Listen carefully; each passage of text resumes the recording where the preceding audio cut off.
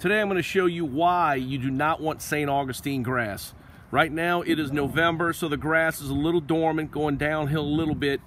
But you can see here, this is St. Augustine grass that has been destroyed by insects and disease. Look at the bare areas, all down to dirt. You can see some green spots along with brown spots, which usually indicates there was an insect problem here. You can see all the dead spots throughout the lawn area. And this whole section has been overcome by torpedo weed because the St. Aug has died.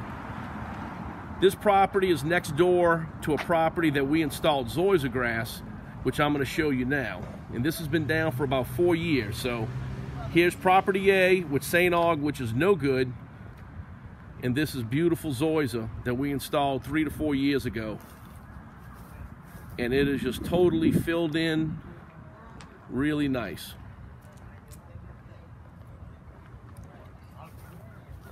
So if you want a really nice lawn, Zoysia hands down is the best lawn out there.